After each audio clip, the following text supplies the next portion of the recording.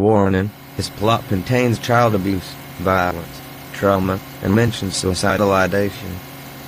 Viewer discretion is advised. All names were changed to protect the innocent. Except for my current new name.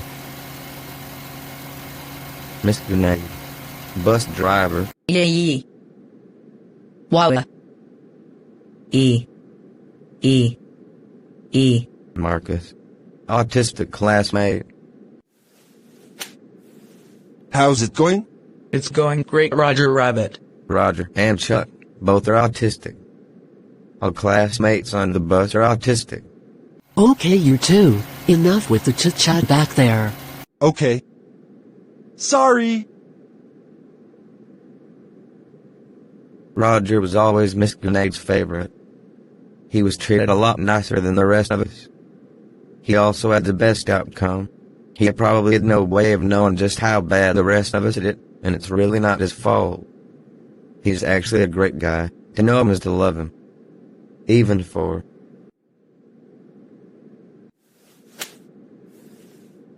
Pete.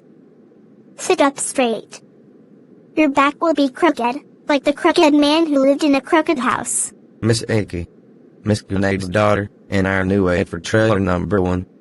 Yeah. Oh, I'm really gonna go with him this time.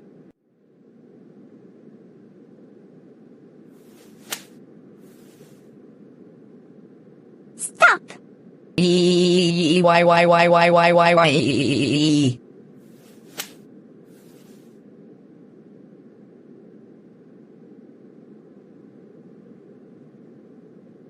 No, sir.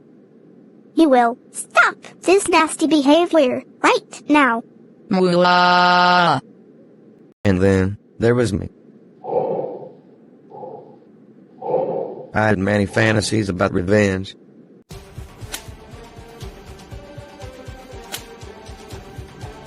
Hey, you jerk. Why don't you stand up and fight someone one-on-one who knows how to fight? Marcus can't even talk, so leave him alone. Now it's payback time.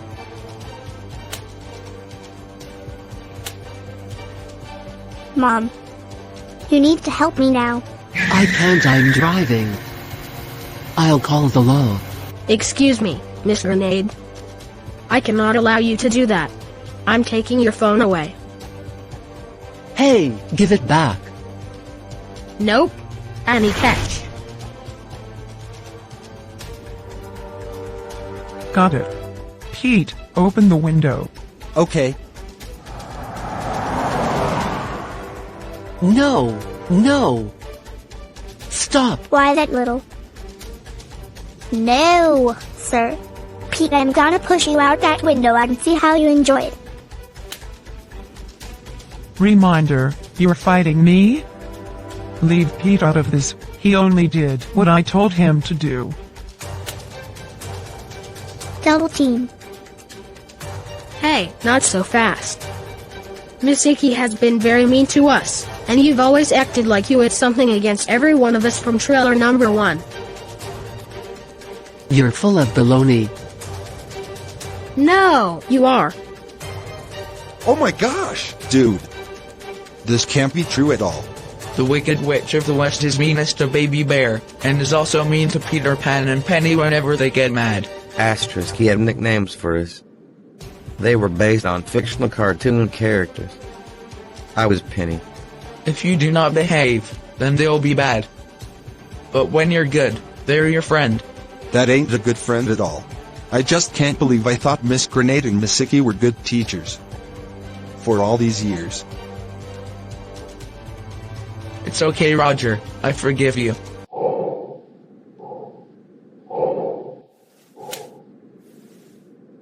Stop!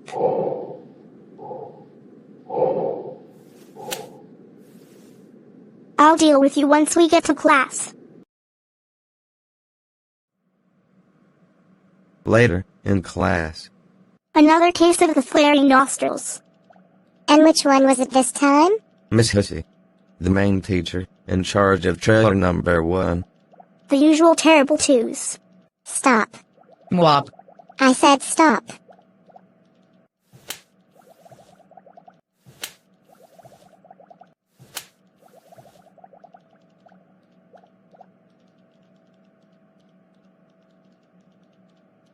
No, sir. Stop. You guys stop. You're being mean to him. Nobody wants to hear any more from you. There's plenty more where that came from, so I suggest you mind your own beeswax. They're not minding their own business, so why should I? This is getting dangerous. You can see it in her eyes. Hold him down, I'll talk to her. Crying will get you nowhere. I know you don't care about me and neither do I. But you will stop being mean. Marcus isn't a bad boy. This doesn't even concern you, so you can just butt out. This doesn't concern you either, so why aren't you treating him nice? He's nonverbal. Do you want me to send you to the principal's office? I'm sorry. I was actually very well behaved in my regular classes. I was integrated into them during the day. Truth be told, I had never even gone to the principal's office for discipline. But Timmy did. I never asked him about it. He never said anything. But seeing that this was how the teachers were treating us outside of the office, I was absolutely horrified at what I thought their boss was probably doing to poor Timmy. I was quite unsure how the poor boy made it out alive, let alone able to walk. I eventually did have to go to his office once, because of my refusal to wear a jacket in the mornings. To my surprise, he didn't have a paddle hidden underneath his straight tie, nor did he have medieval torture instruments lying around, or hanging on the walls anywhere. As a matter of fact, he was on my side, instead of those crazy teachers, and told my parents that if I don't want to wear a jacket, then they shouldn't force me. He's an amazing man. Yoo-hoo. My eyes are up here, not on the floor.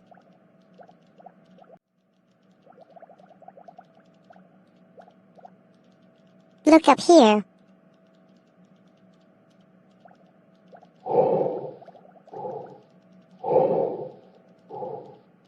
Stop.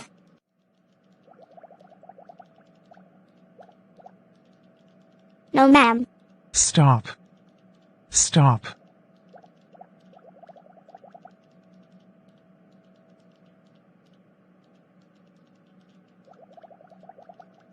There were times when I thought I was gonna die. If it wasn't them that killed me, then it would definitely be me. Or my parents. They both were mentally unfit to be parents, and my mom never understood what autism is, or how to best support me. She was unable to look out for my best interests. She's very naive and blindly trusted those teachers. She was clearly on their team, although she'd never support the types of stuff that those teachers were doing to us. It would make her cry if she only knew. I only know that now, many years later. She kept her mental illness hidden from me.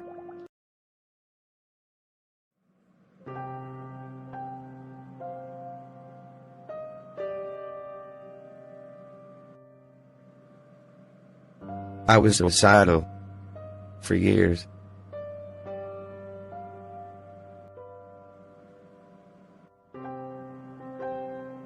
Even in the middle school.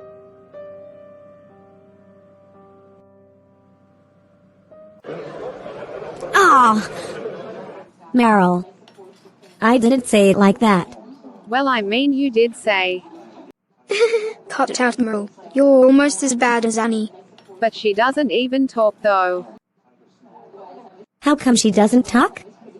She talks just fine when she's correcting the math teacher. Actually, she murmurs. I can barely hear her at all. You okay there? I can talk, I'm just afraid I'll get in trouble. Ha, a little louder, please? My vocal cords would freeze up, and I'd be unable to talk at all. I was genuinely afraid to talk. Even during lunch, free time, in an elementary school, recess. It was terrible. I was afraid of crazy, drastic consequences, if I even partially violated one of the strict rules they had in the classroom. Meryl, Why pick on Tammy? You know I'm autistic. There's so much more you could say about me instead. What the? Hey.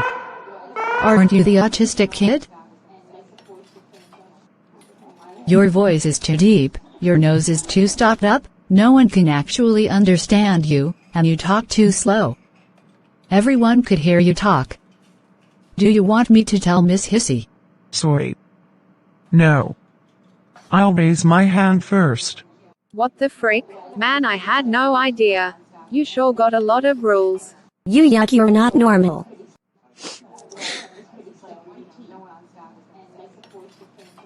Not again. I'll fight it this time.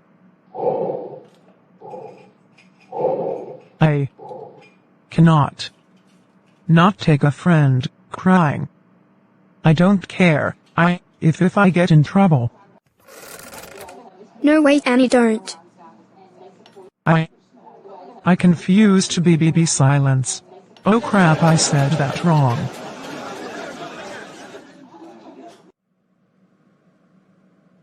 Is it really true that you were talking out of turn? Without raising your hand? And you were talking to Meryl, while she was talking to Tammy? Sorry. Young lady, you are expelled. We expect a lot more out of our autistic students. But that's what everyone else was doing. I don't care! You're autistic, and you're supposed to behave at all times. Regardless, you are being sent to a disciplinary school. It'll be just like the autistic classroom you were in, except you'll be staying the night there. And you will not be allowed to talk, not even to your grandmother. I'm truly disappointed in you, Annie. You were one of our most well-behaved students. But I must make an example out of you, so others will not follow in your footsteps, and violate their orders. You have let the autistic community down. Crying will get you nowhere. You're not even trying. You're full of baloney. Hey Annie, are you ready for the summer? I guess. I really will kinda miss a lot of people. Especially Miss Pancakes and Miss Keeper. I never was really able to talk during class, unless it was directly to a teacher, usually after raising my hand, out of fear of public humiliation and severe consequences for breaking a rule. Until the very last day of middle school, I was talking in a quiet, croaky, nasal voice to my friend Marina.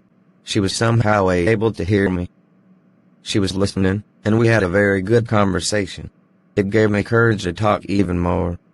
And there are so many chickens in my backyard too. Oh my gosh. Are there cute little dibbies too?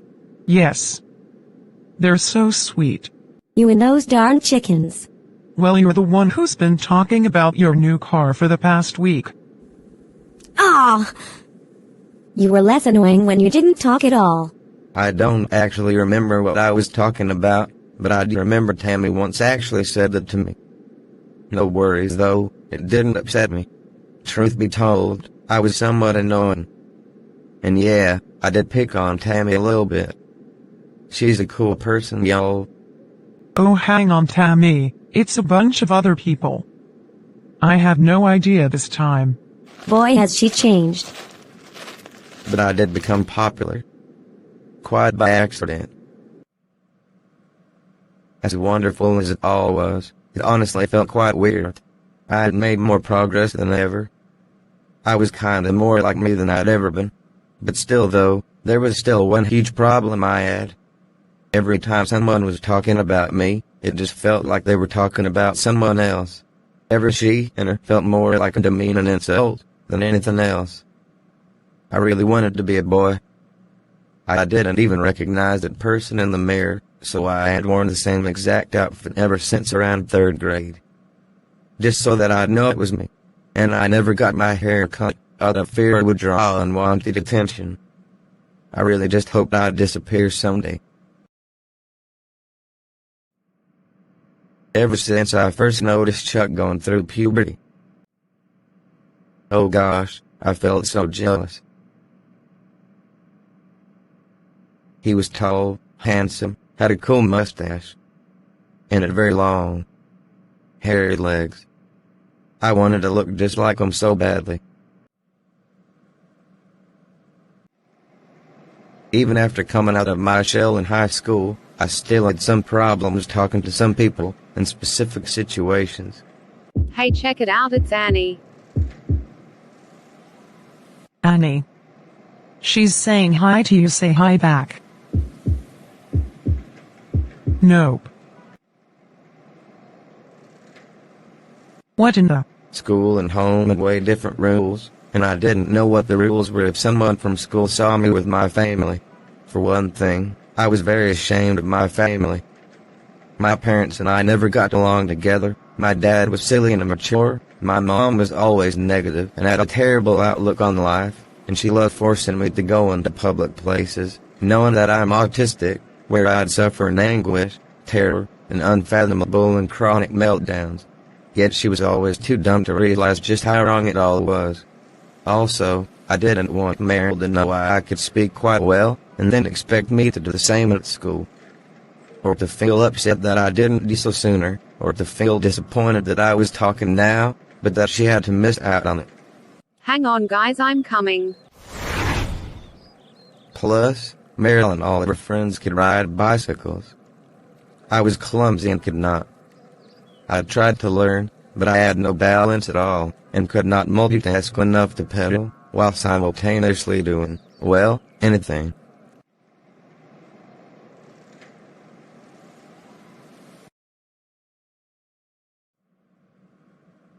That's been so many years ago. I figured now would be a great time to get my story out. Oh, by the way. Hey, me? Me from the future. I really want to talk to you. I used to pretend to talk to my future self. My future self started off being male, then it changed to being female, but a tough, strong fighter, built like a male wrestler, covered in muscles. Until I eventually just gave up on myself, and was dead. At only 15, I saw no future for myself, and was suicidal at only 8 years old.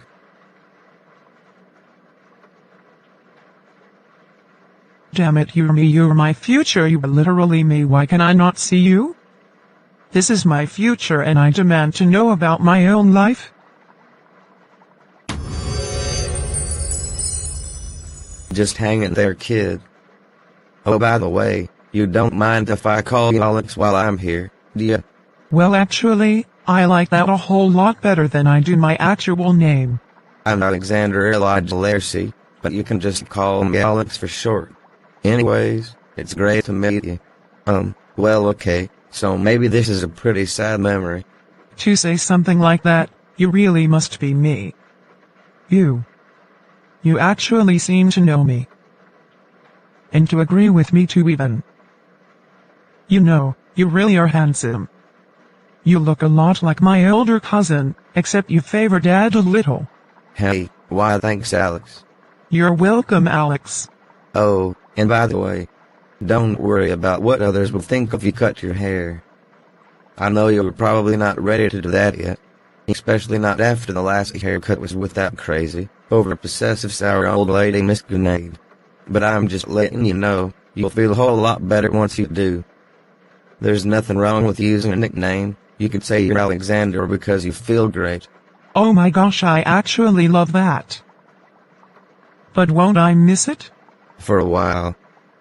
But after a while, you'll actually want to get it cut, because you'll get nightmares that your hair is long and very girly and weird when it starts growing back out.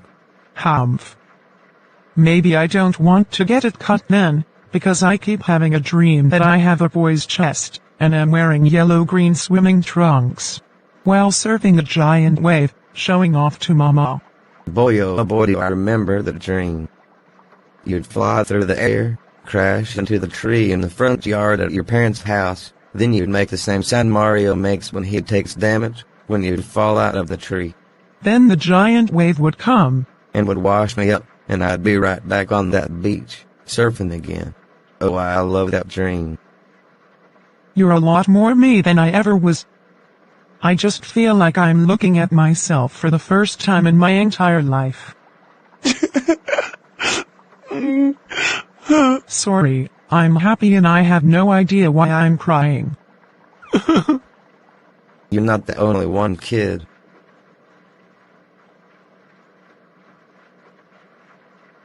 Just remember what I told you. Do not be afraid to be true to who you actually are. And you're handsome enough to wear whatever you'd like to wear. Although your chest is kinda in the way. Wear 2 sports bras, one over the other.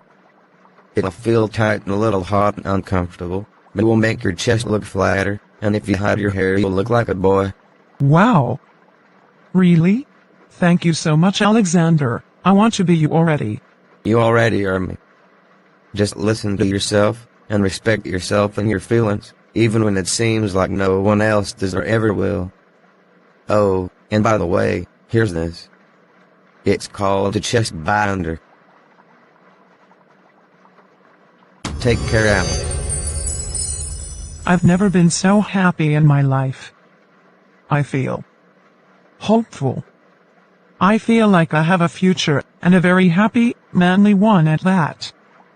I'm going to be so handsome. Me? I'm going to be a cool, awesome, handsome man. And that cool, handsome man, he's me. And he's so happy. Now I can't stop crying. I am so happy. My eyes are confused.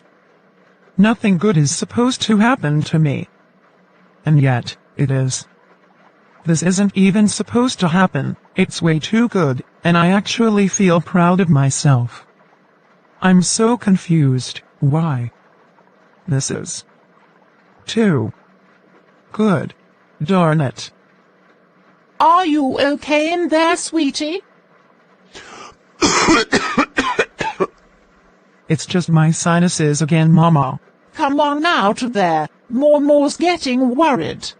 I'll be right out, Mama. I don't feel like my mama is the only person in the world I can trust anymore. I can trust myself too, and this feels just so amazing. Such a huge relief. Well, Alex, it's time to live your life to the fullest, you cool bro. And it's time to stop crying already and to hug Mama and eat a yummy grilled cheese sandwich.